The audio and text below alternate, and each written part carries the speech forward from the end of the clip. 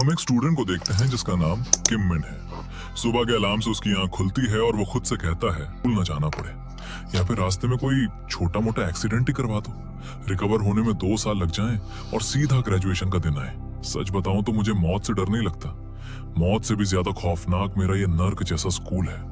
ये कहते हुए वो स्कूल पहुंचता है, तभी वो स्कूल की बिल्डिंग पर अपने फ्रेंड डे सियोक को खड़ा हुआ देखता है जो सुसाइड करने जा रहा था।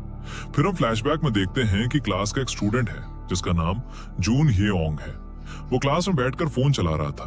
टीचर उसे मना करती हैं तो वो उनसे कहता है, अरे ये ऑनलाइन क्लासेस चल रही हैं, ये आपसे कहीं ज्यादा अच्छा पढ़ाते हैं, आपको भी इनसे कुछ टिप्स ले लेने चाहिए।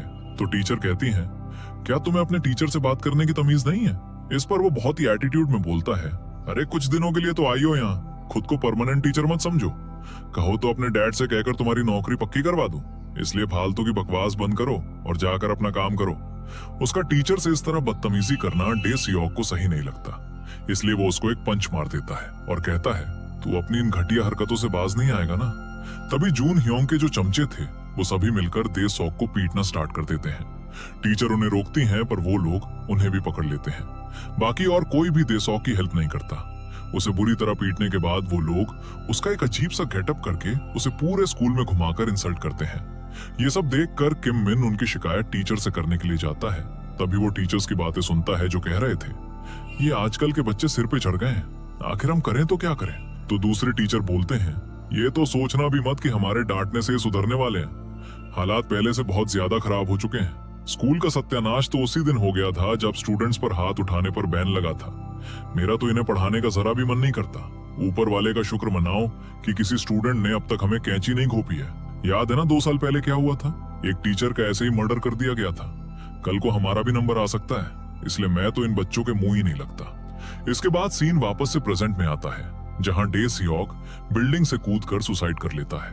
उसका खून बहता हुआ सीधा किम मिन के पैरों तक आ जाता है, जो देखकर वो बहुत ही ज्यादा डर गया था। कुछ देर बाद स्कूल में पुलिस आती है तो किम मिन को लगता है कि शायद अब डे सियोक को जस्टिस मिलेगा और इन शैतानों को पनिशमेंट मिलेगी, लेकिन ऐसा नहीं होता। प्रिंसिपल पुलिस को रिश्वत देकर इस केस को बंद करवा देते हैं, क्योंकि जून ह्योंग एक पॉलिटिशियन का बेटा था। डे सियोक के बाद जून ह्योंग और उसके चमचे वापस से किम मिन को परेशान करने लग जाते हैं और उससे कहते हैं, तुम लोगों को क्या लगा था बे कि पुलिस आएगी, हमसे पूछताछ करेगी, हमें उठा ले जाएगी और तुम लोग यहाँ आराम से ऐश करोगे। ये बात अपने दिमाग में अच्छे से बिठा लो कि यहाँ कभी कुछ नहीं बदलने वाला। फिर वो जबरदस्ती किम मिन के मुंह में बियर डाल देते हैं। कुछ देर बाद किम मिन भी उसी जगह पर खड़ा था जहां कल डे सियोक ने कूदकर सुसाइड की थी, लेकिन उसके अंदर सुसाइड करने की भी हिम्मत नहीं थी, इसलिए वो वहीं बैठकर रोने लग जाता है। इसके बाद वो जैसे क्लास में आता है, एक लड़का वापस से उसके पेट में एक जोरदार लात मार देता है और कहता है, यार फाइटिंग प्रैक्टिस के बाद मेरा खुद पर काबू नहीं रहता, सॉरी भाई।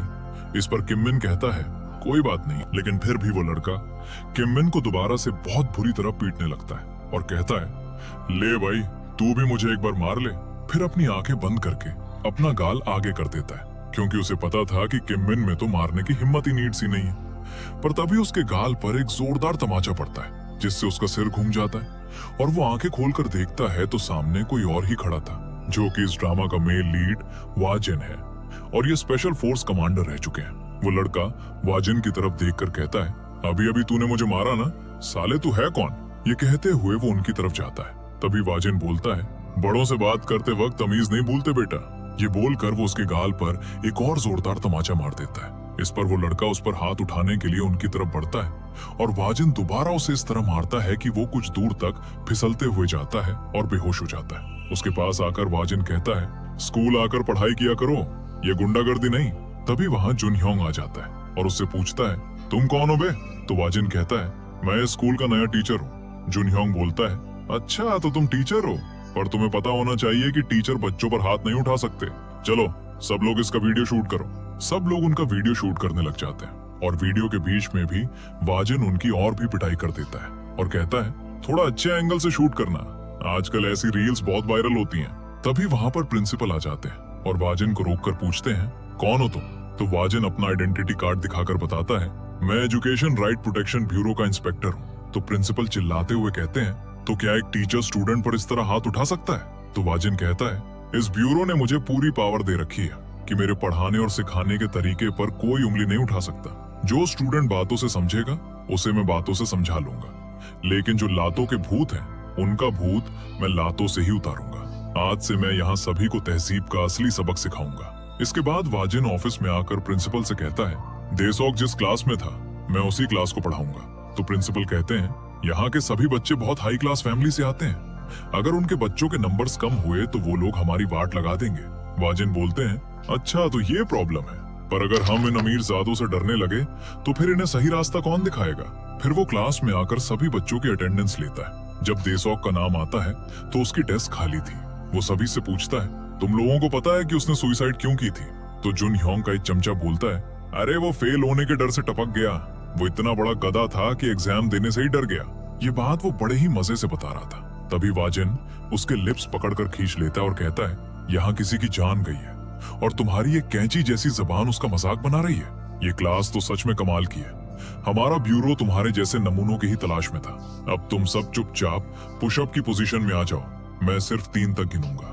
ये बोलकर वो सीधा 3 बोल देता है। बच्चे पुशअप की पोजीशन में आ जाते हैं, लेकिन जून ह्योंग उन्हें डांट कर अपनी सीट पर बैठने को बोलता है और वाजिन से कहता है, ये सब तुमसे ज्यादा मुझसे डरते हैं। तो वो कहता है, वाह, तब तो मेरा काम और भी आसान हो गया। इसका मतलब अगर मैं तुम्हें डरा दूं तो बाकी सब तो खुद ही लाइन पे आ जाएंगे। ये बोलकर वो उसका मुंह पकड़कर उसे डेस्क से चिपका देता है और कहता है, आज से तुम जैसों का हर दिन किसी नर्क से कम नहीं होगा। उसका कान डेस्क से चिपका हुआ था और तभी वाजिन डेस्क पर एक जोरदार हाथ मारता है, जिसकी आवाज से जून ह्योंग के कान के पर्दे फट जाते हैं और फिर सबसे पहले वही पुशअप की पोजीशन में आता है और उसके बाद बाकी सारे स्टूडेंट्स भी। इसके बाद लंच टाइम में भी जून ह्योंग खाने की लाइन तोड़कर आगे आ जाता है।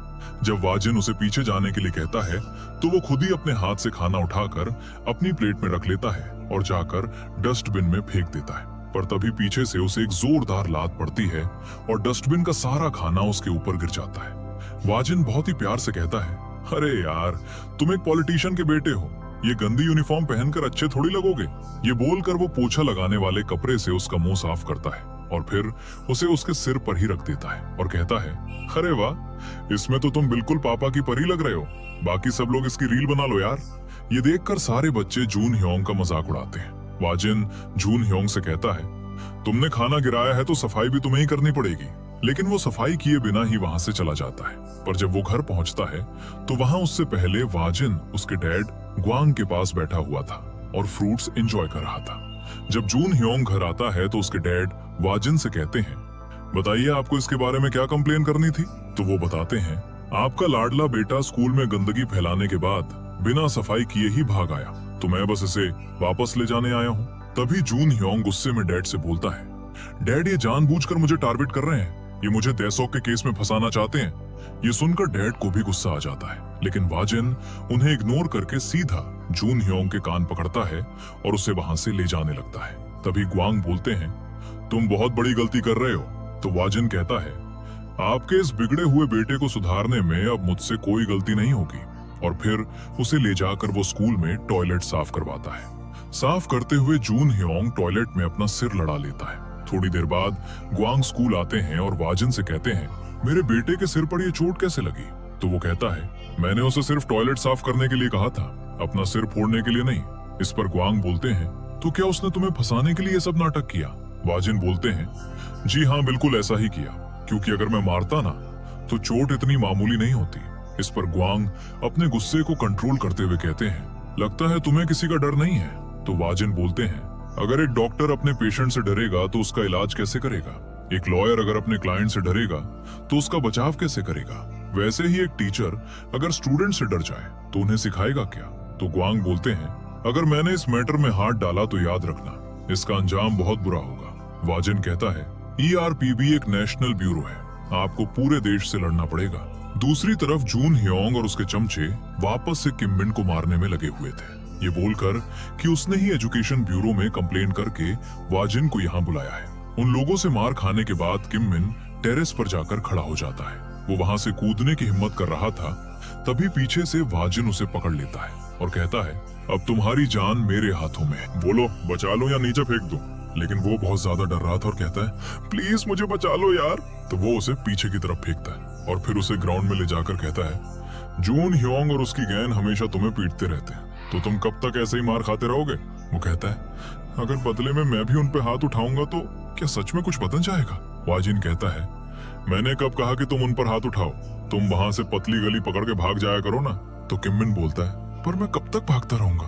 वो भी कहता है, हाँ बात तो सही है, हमेशा तो भाग नहीं सकते, तो फिर किसी बड़े से शिकायत करके देखो ना।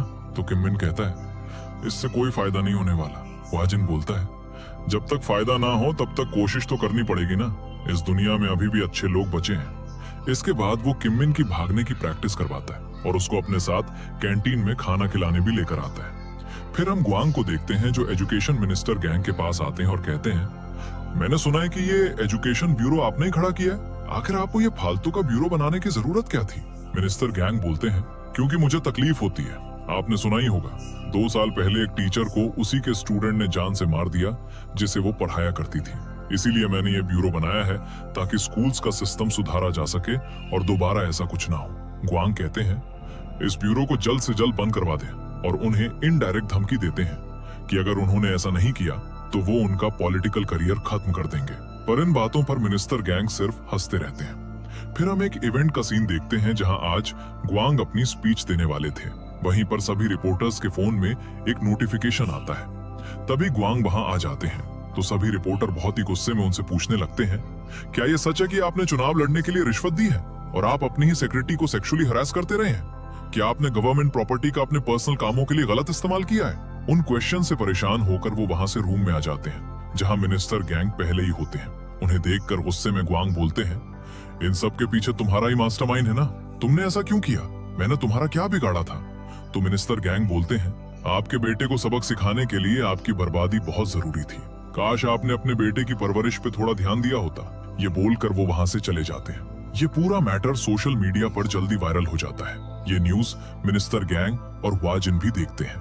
वाजिन उनसे बोलता है, ये बहुत जल्दी एक बड़ा पॉलिटिकल इशू बनने वाला है, आप तैयार तो है ना इसके लिए? वो कहते हैं, तुम बस अपना काम जल्दी खत्म करो, मैं हर गोली खाने के लिए तैयार हूँ। इस पर वाजिन स्माइल करके कहता है, कभी जिंदगी में असली गोलियां खाई भी हैं?